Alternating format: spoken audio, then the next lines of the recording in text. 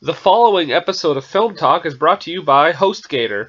HostGator is a leading provider of shared, resold VPS and dedicated hosting solutions. Their award-winning support is available 24/7 via phone, email, and live chat. Discover why over 9 million websites trust HostGator and sign up for a new hosting package using the coupon code GAMEITALL and receive 25% off your first hosting plan. Hey everyone, welcome to another edition of Film Talk here on GameItAll.com. Brendan Wall here with two guests. We have writer-director Kyle Broom. Hi, thanks so much, Brendan. It's great to be here. Pleasure's all mine. And we also have actress Tamzin Brown here. Hey Brendan, thanks for having me on the show today. And they're here to talk about the new film, Tabloid Vivant. And to start off, I just want to say I watched the movie. I watched the movie from that screener that I received, and I just want to say right off the bat, a fantastic movie. Thank you. Amazingly super original. I don't think I've ever seen anything like it. Wonderful. And I want to ask right off the bat, before we get into too many details, where is that currently playing, and how could people see it, or in the future? Well, it's not yet released. We're expecting to release it in the next couple of months. We're looking at different offers right now, and we're still very much considering what the best route for it for distribution is. But if you follow us on Twitter at tabloid_vivant, we have all of our information coming out in the steady stream, so there will be updates coming out shortly. Okay, perfect. So that's Twitter at tabloid_vivant, and I'll put that underneath the video as well for people to follow that as well. Thank you. So right off the bat, Kyle, tell us a little bit about the plot, and then since this is I believe it's your first feature as a director, right? Mm-hmm. That's right. Just tell us like how long it took you to kind of get the script or the story worked out. Sure. Well, I guess I spent about 6 months writing the script. The story is about a painter and an art critic who get involved together in working on this project where the painter has developed this new system for painting that is sort of, the paintings come to life in a sense and wreak nefarious consequences on the people involved with them. So that's sort of like the basic setup of what the story's about. And the script writing process took about 6 months, and then shooting and pre-production another 6 months, and maybe 18 months for post-production. So it's been a long process and significantly a learning process. Like you said, this is my first feature film, and there were a lot of things that I had not done before that I did on this picture, and it's been really a fascinating and long journey with a lot of interesting twists and everything. So I'm really happy that it's starting to get seen by people and that it's been being received so well. It's really, really gratifying. So I can't wait to share it with the world, really. Yeah, and I'm excited for more people to see it as well. And I want to ask too, do you yourself come from an art or philosophy background as well?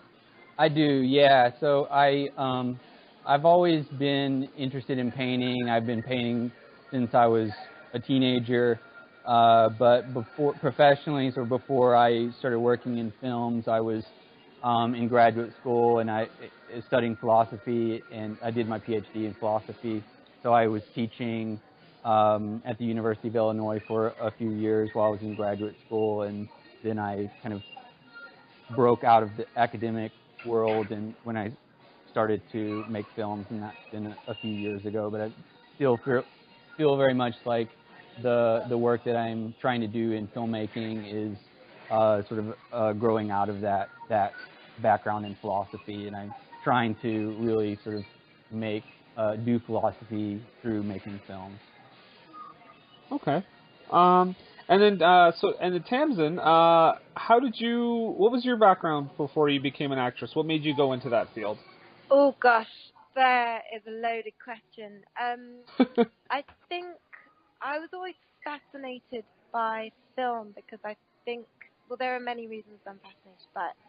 But one of them is because I enjoy the way that we have an opportunity to learn from film in both a conscious and subconscious fashion, much like we do from dreams. Like we might wake up from a really surreal dream and perhaps not remember it at all, but have this residing understanding of something or perhaps an idea that's come from it.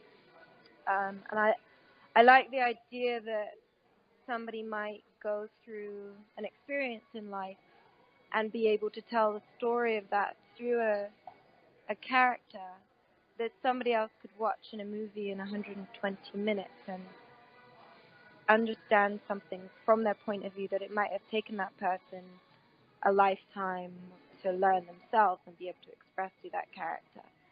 So I wanted to act so that I could tell stories that have come from my experiences and be able to help to inspire other people or tell important stories in the form of film because I feel like it's so powerful in that way. And I also think that it's a lot more accessible than theater.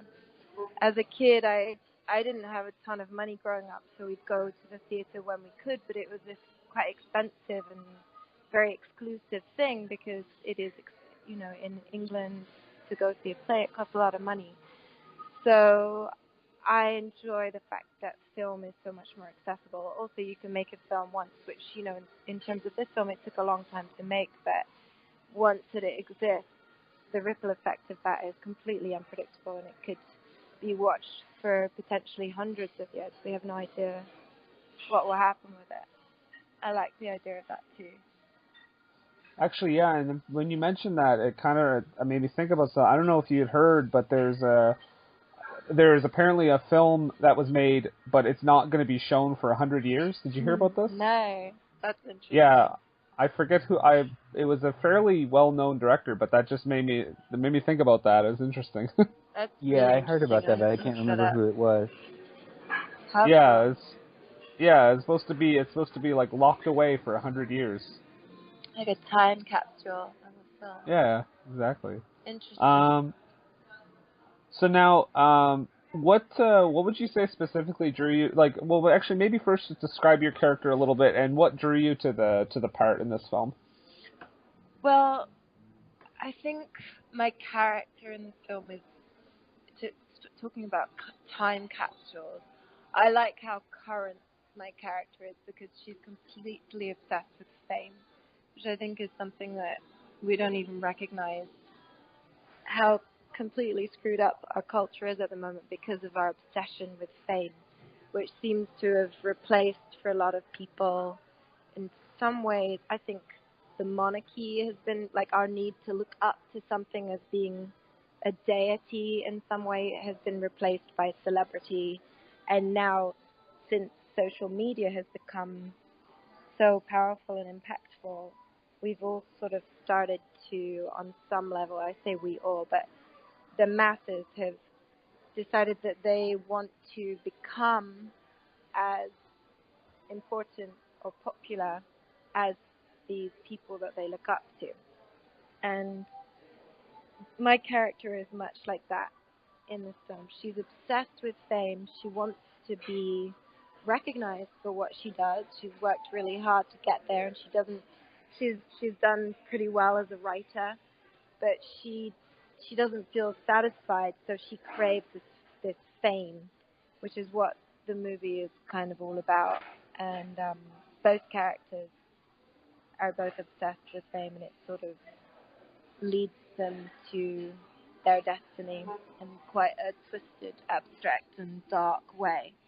And I think it's an interesting way of viewing culture at this time. And my character is representative of a lot of women who are just striving to get recognition and trying to find what makes them happy. So that was what drew me to the role. And Kyle and I had worked together on a project about a year previous to the filming of this movie, which he was a sort of guest director on, right, Kyle? Is that correct? Yes. Mm-hmm. And it was a project, a short film that we both sort of dipped into quite briefly.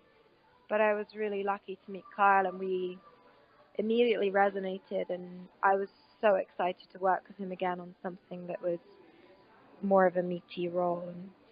And I could both relate to Sarah Speed, the character I played, and I also loathe her, which is an interesting paradox. It was an interesting process to begin Well, to there's almost understand that. It's not, well, it sounds like there's almost two sides, right? Because you said the one side she's striving to get fame, and just to have fame, but on the other side she's still just struggling to get recognized, right? Yeah, which we all are. Like, everyone needs recognition. Everyone needs to feel a sense of value. In fact, that's one of the main things that is related to depression, is not feeling a sense of value or community. And I think we're living in an extremely isolated culture where people are conditioned to lend far too much importance to monetary success. So she's a victim of that, as are so many people in this culture. And another reason I was so excited to work with Kyle is because he wanted to make a movie that was telling these interesting stories, although I'm sure that my perspective on it is very different than the way that he would describe his film.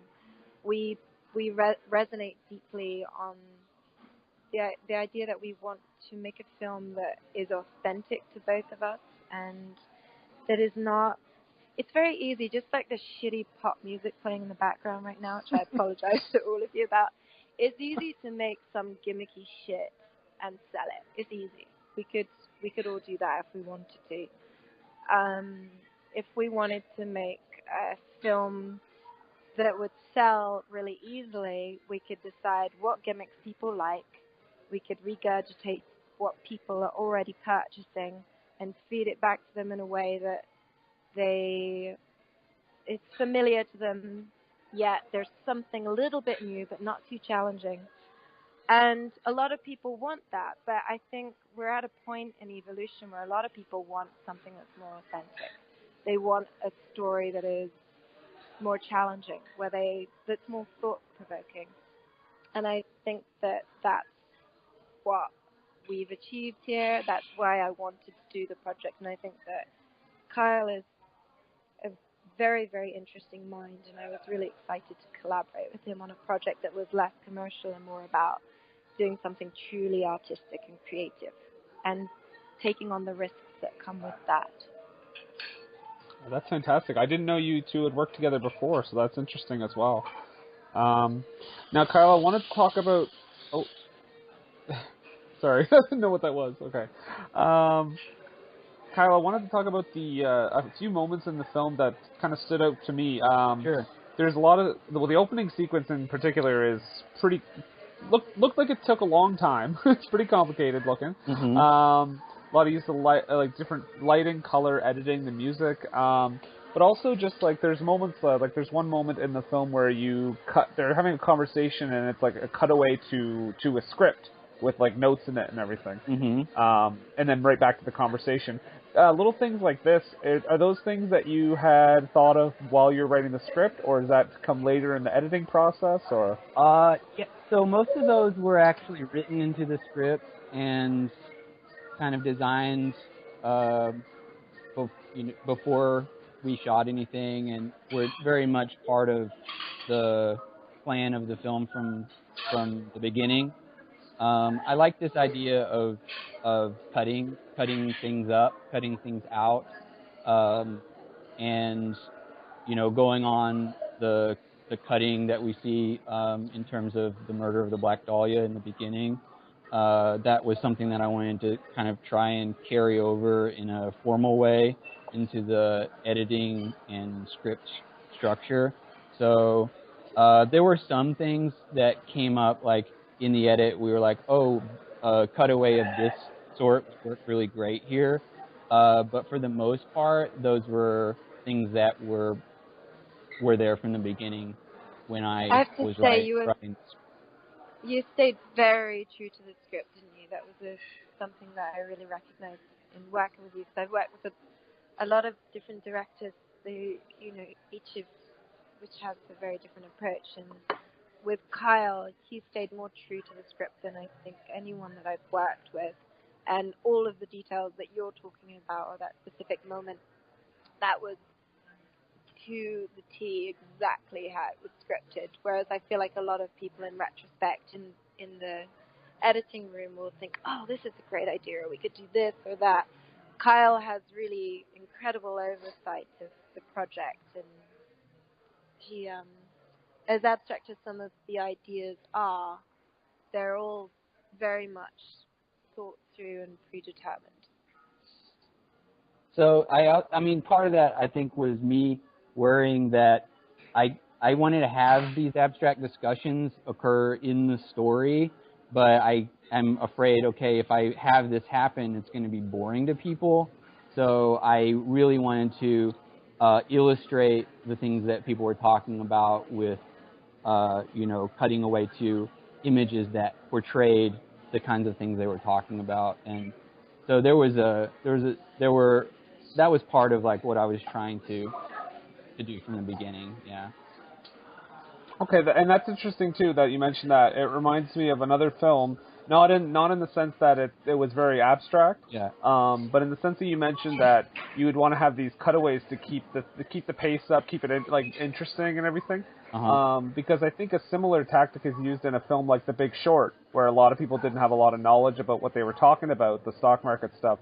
So they integrated that too. So that's an interesting technique. Yeah, so I actually stole that idea from JFK, which I think is a marvelously written and edited film, and especially for so much information is dispensed in it, and while you're kept interested, and I think that has mostly to do with how it was edited. So that it's a very different sort of film, but I saw that and I was like, okay, I want to use something like this because I think it's very effective.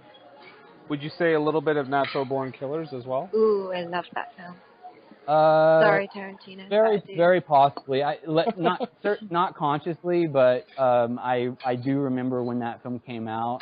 I think in like '94 or so. I was a freshman in college and I saw it 3 times in like a week or something. So I'm sure that I haven't seen it in many years, but I'm sure that there's things back in my memory that were unconsciously influencing it for sure. Yeah, okay. Cool. And so Tamzin, I want to ask you a question now about the being in the film. Mm-hmm. I talked to probably about a month or so ago another young actress about the same thing, so I just want to get your take on it because I'm just interested in how people see this. You have to do a couple scenes where you're not wearing a whole lot of clothing. That is true. And I'm just curious, do you find this cold. more cold? Yeah. do you find it more difficult, or do you find it's just acting? It doesn't really present a challenge, or do you find it challenging? Or? That's a great question. I think partly because of the way that I was raised, I don't really have an issue with nudity in general. Thank you. I haven't. The only issue I have with nudity is that people seem to sexualize it so much. I think that for the vast majority of us, the only time that we see somebody naked is when they're in a sexual situation, which with this particular film is the case. So perhaps it's not an argument that I should be making right now, but I actually think that it's important to promote nudity in situations that are not sexual, because I think it's surprising that at this point in evolution where we have so much of a weird stigma attached to nudity, and there's so much religious conditioning which is affecting us, and there's that people are so uncomfortable with nudity. I was not raised, thankfully, in that way, even though my mother was brought up Catholic, and there's a lot of guilt about sexuality and nudity in general attached to a lot of religions, as well as a lot of very positive stuff. But there's perhaps no question that that's also the case. But I was raised to feel comfortable in my skin, and I don't think I have a perfect body. There's certain things that I sometimes think, oh God, I wish this was a bit bigger or that was a bit smaller. But I feel like it's almost my responsibility to be cool with revealing things exactly as they are, rather than doing something like Kim Kardashian was trying to empower women by posting this perfectly airbrushed picture of her body, which she has transformed through having surgery and made it look as good as she possibly can. And then it's like, yeah, go women. This is how we should all feel great about ourselves, by changing all these things. So whether I'm promoting nudity in a sexual situation or a non-sexual situation, I still think it's a positive thing if it's within a context of a story, which I think is worthy and important, as I do with this film. Or just because I'm not trying to be perfect. I just think that we need to normalize nudity. We need to not think of nudity as a thing that only occurs while we're fucking someone or watching porn. I'm sorry, I probably shouldn't swear on this shit. Oh no, people swear on this thing all the time. You're good. Okay, great. But you know what I mean? If you think about it, for all of us right now, when were the last 10 times you can remember someone being naked? Were any of them not sexual? Probably not. My guess is all 10 were sexual. And I just think that's really, really unnatural. If you think about people in a tribal situation, they'd have their boobs out at least all the time for women. And I think topless nudity is something that needs to be normalized. I, in fact, organized a protest in London 2 years ago, a topless rally, where we all put black crosses of tape over our nipples and then marched to 10 Downing Street to deliver a letter to the Prime Minister asking that we have topless equality in England, because I think it's absolutely absurd that there's this grey area where it's not strictly illegal to be topless in England, but it's to the cops' discretion whether they feel like they should stop you from doing it or even arrest you.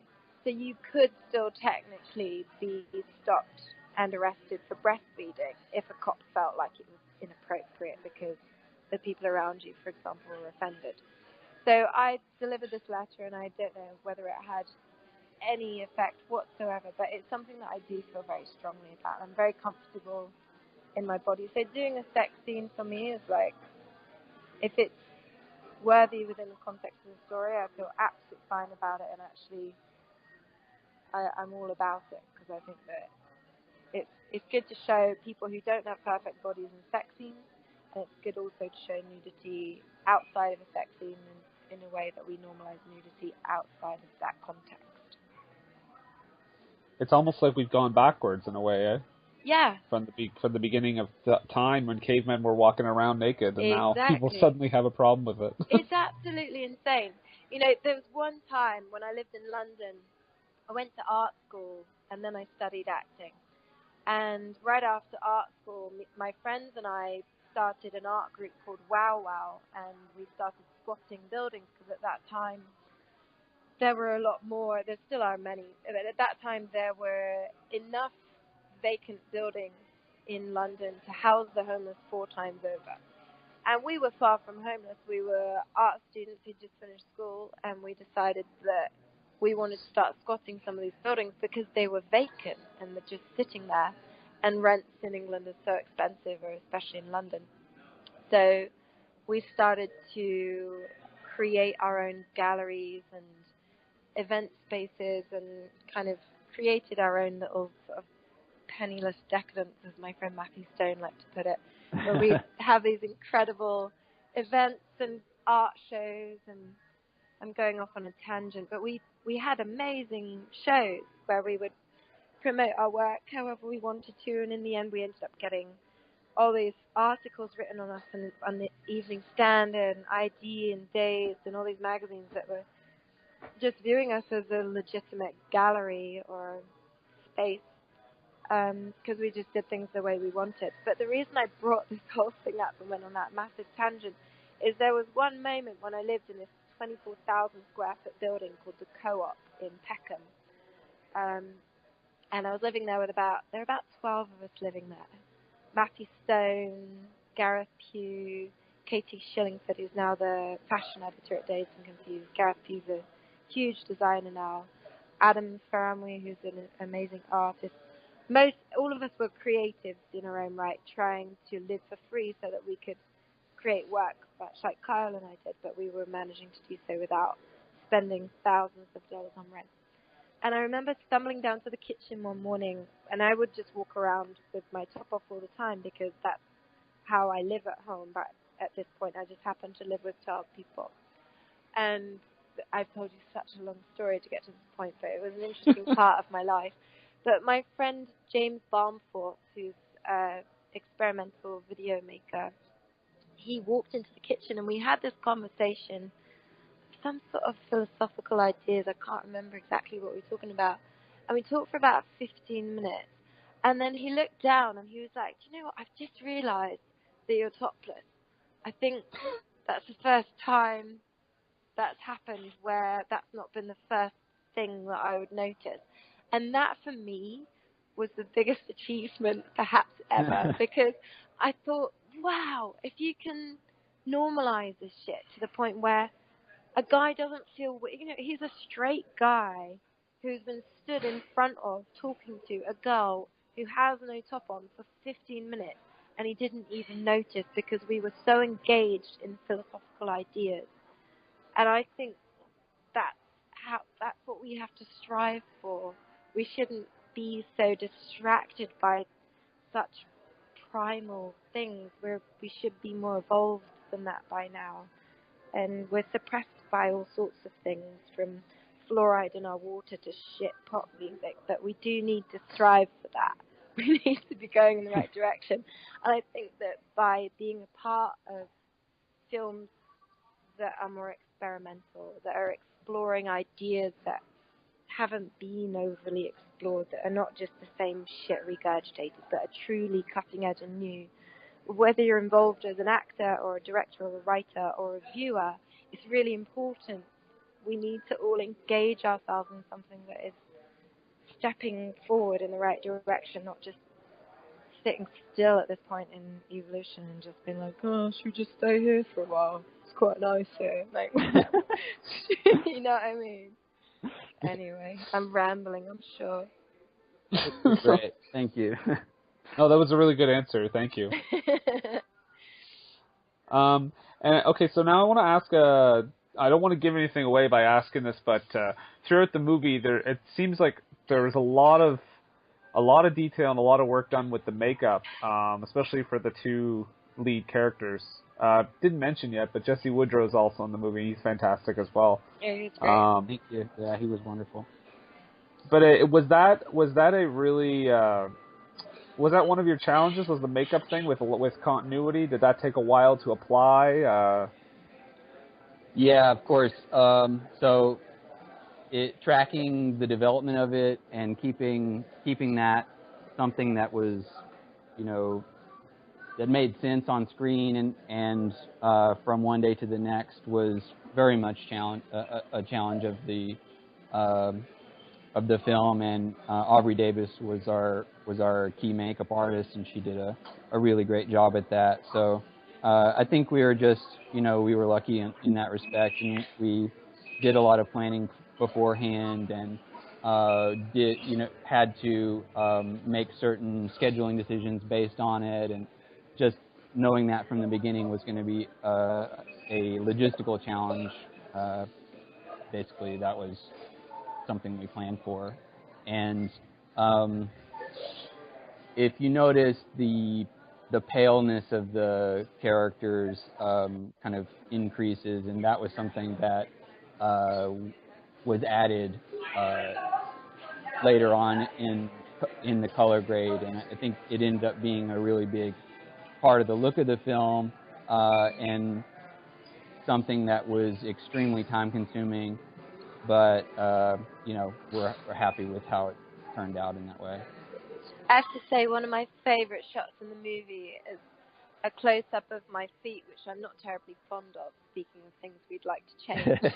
But it's such an incredible shot where my skin has this kind of bluish tinge to it, as all these colors from the toxic paint is drilling down my toes and going down the plug hole, and it's just, you can see the life being drained from me in that shot so beautifully, so poetically.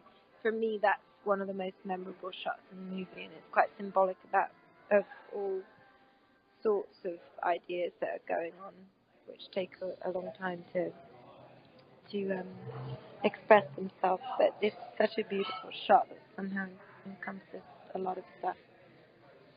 Yeah, and also late in the film, I think that the sound editing, it gets really important too, especially with when the characters are just walking around and stuff. That's one thing I noticed as well. I like that because it's something that's so important in real life, isn't it? We don't lend too much thought to it, but when you think about certain situations, whether it's like, say, the first day that you're spending with someone that you've just met that you really, really like, think about how sensitive you are to sounds of your own belly, that weird hungry noises it's making even though you've eaten, or the sound of her walking across the room when you're waiting in the bedroom, or those sorts of things. I feel like the film manages to capture all of that stuff really, really beautifully, which in real life we think about a lot, but it's on a subconscious level. That was something new for me too. I had not really worked on a project where I gave the sound the kind of treatment that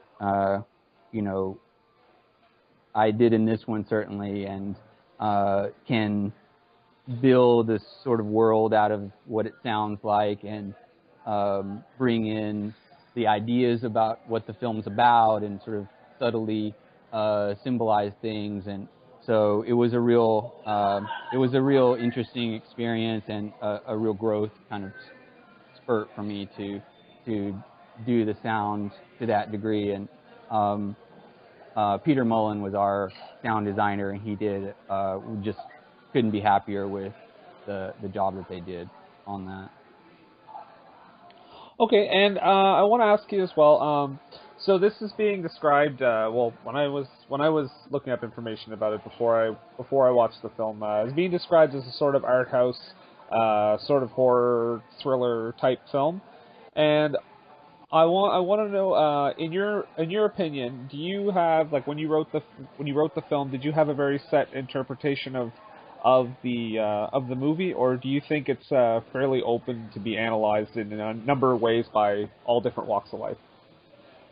I hope it's pretty open to be analyzed. I mean, I think I have ideas about it. I think I've heard other people have ideas about it that are different, but certainly valid.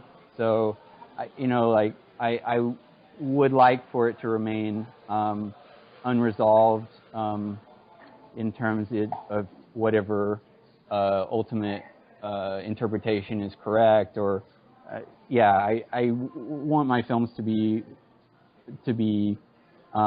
occasions for people to try to think and analyze the film, rather than it being something that's clear as going one way or the other, for sure.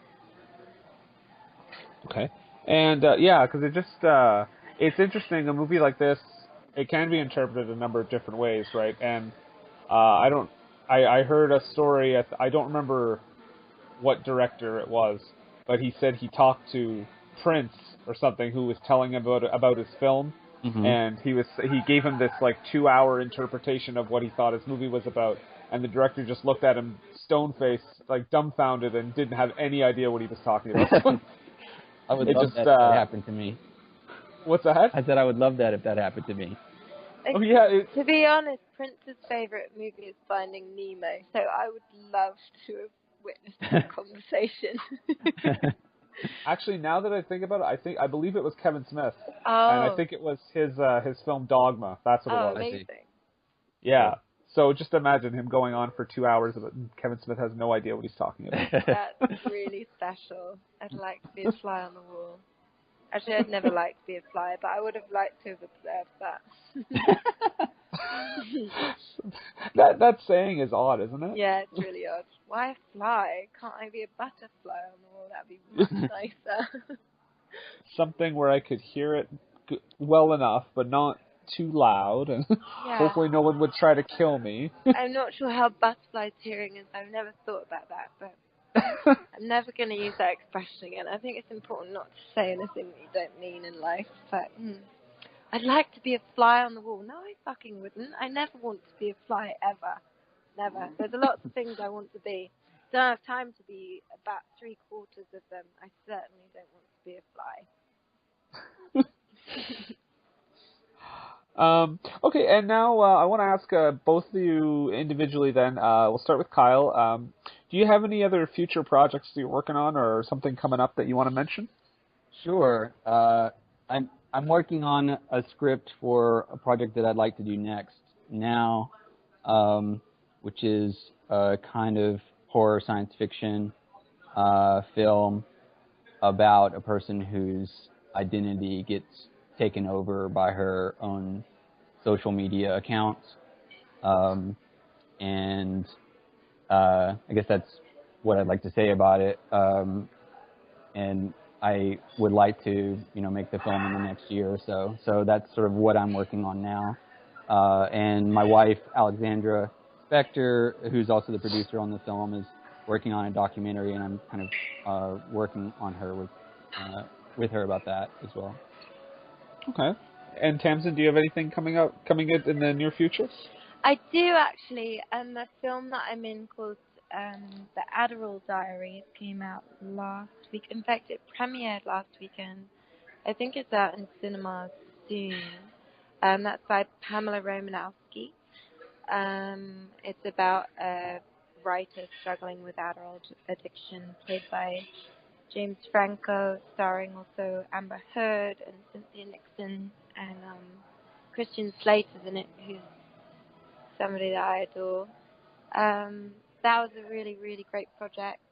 I've just finished a film called The Institute, which is set in the 1890s, and it's about a secret society that is essentially funding an insane asylum so that they can trick the inmates. Essentially, they're really stuck in this prison, hell-like prison, and they're being kept there for the entertainment of this secret society who are being entertained by all this dark shit that goes on. And again, that's another film I'm doing with James Franco, who plays the lead doctor in that, and I'm playing this sort of twisted nurse who's his sidekick, and we do all these really fucked up experiments on people. And there's a lot of interesting symbolism there about what may or may not be going on within secret societies and the ways that they treat people who are not within their society. And I'm interested in that sort of symbolism. So I just finished filming that. And I also was filming, last week I just finished filming a film called The Mad Whale, which is another interesting project. There's a lot going on right now, actually. I'm really excited. But yeah, who knows what's next? I'm very, very excited. I think I might be shooting a film called Future World next week, which is a post-apocalyptic drama.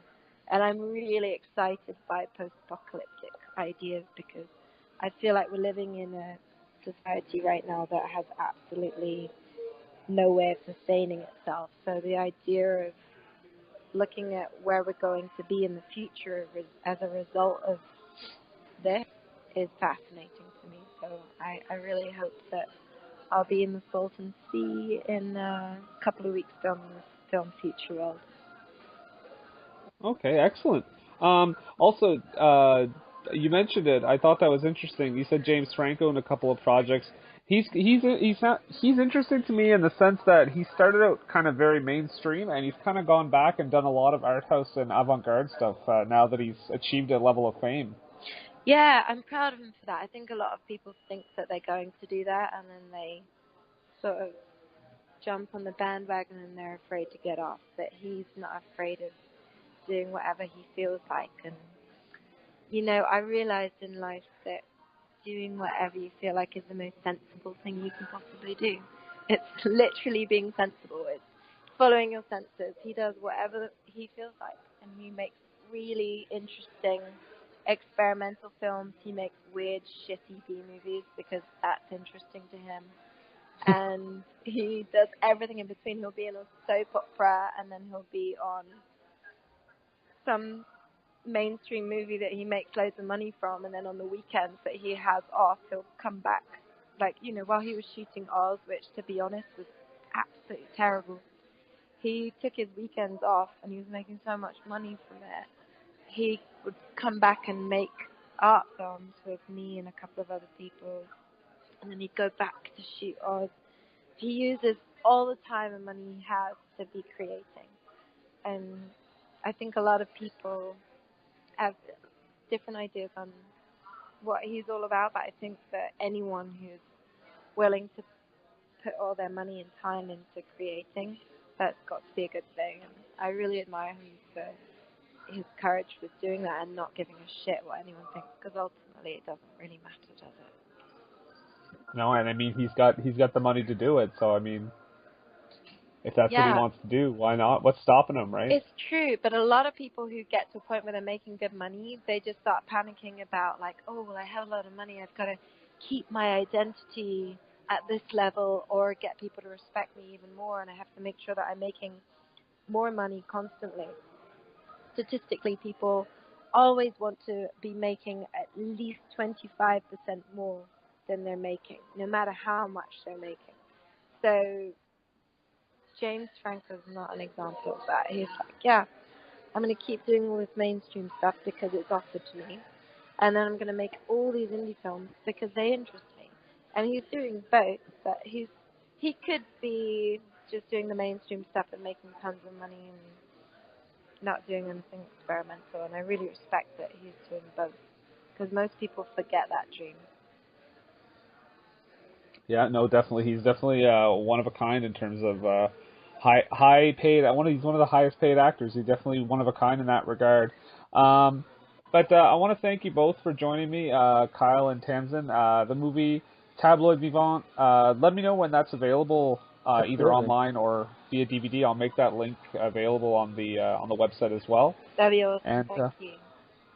Thank you both very much. I appreciate it. Thank you, Brendan. Thank you so much, Brendan. It was great talking to you. Thank you for putting up with my rambling.